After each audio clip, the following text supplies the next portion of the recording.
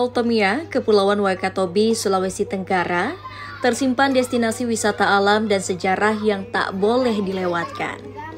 Desa Kulati yang sejak 2016 diresmikan sebagai desa wisata, menawarkan pengalaman menarik untuk para pelancong yang bisa dirasakan saat mengikuti paket wisata jelajah kearifan lokal. Awalnya, pengunjung disambut dengan tarian tradisional bernama Kalabasa. Tarian ini menggambarkan proses mengambil air dengan wadah tradisional bernama kalabasa, wadah yang dipakai sebelum masyarakat mengenal ember.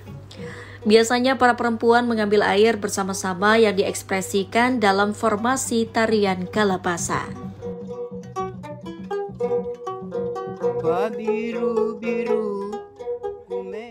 Dalam perjalanan ini, kami juga diajak menikmati makan siang dengan menu khas Kulati. Tentu saja, ikan segar menjadi menu wajib yang harus dicicipi ya. Jangan lupa nikmati olahan ikan dengan kaswami, makanan pokok Wakatobi yang terbuat dari ubi. Walau cuma ambil porsi sedikit, rasanya cukup mengenyangkan. Makan siang ini kami nikmati di rumah tokoh setempat bernama La Asiru, yang akrab disapa Bapak Tua, seorang pejuang konservasi di Desa Kulati. Bapak Tua bercerita tentang upaya bersama untuk menjaga laut, seperti memancing dengan alat tradisional yang tidak berbahaya. Pak Tua juga bicara soal istilah bank ikan, area di laut yang harus bebas dari praktik berbahaya seperti bom ikan. Nelayan boleh mengambil ikan di sana, namun hanya pada waktu tertentu. Meski namanya bank ikan, jangan bayangkan bangunan fisik berpagar ya. Menurut Pak Tua, pagar dari bank ikan adalah kesadaran bersama untuk sama-sama melestarikan alam.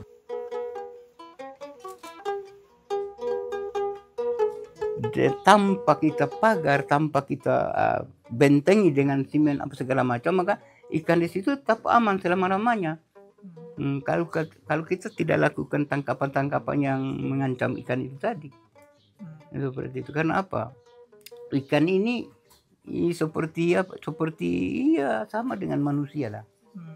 Manusia seperti kalau dia terancam pasti dia lari. Setelah mendengarkan cerita konservasi, kami diajak melihat langsung keindahan alam di desa. Perhentian pertama adalah tebing Ampombero. Tebing ini bisa dijangkau dalam hitungan menit dengan menaiki motor.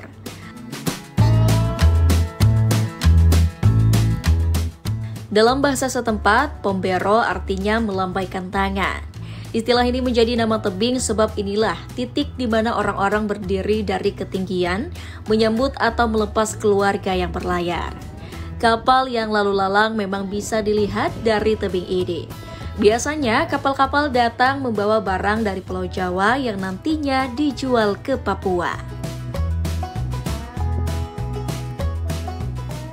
Dari tebing, perjalanan dilanjutkan ke hutan adat yang dianggap sakral. Alamnya masih terjaga sebab tidak banyak orang yang datang ke sini. Tempat ini diliputi mitos dan larangan untuk menjaga ucapan serta perilaku, serta tidak boleh merusak alam seenaknya seperti menebang pohon. Ada juga warna yang tabu untuk dikenakan, yakni warna merah dan kuning. Di hutan adat ini, kita juga bisa melihat meriam peninggalan sejarah yang mengarah ke laut. Menjelang petang, kami juga singgah ke pantai Huuntete. Peradaban Kulati dimulai di sini, sebab Huuntete adalah tempat tinggal masyarakat sebelum adanya perkampungan. Pantai terpanjang kedua di Wakatobi ini juga menjadi tempat penyu bertelur.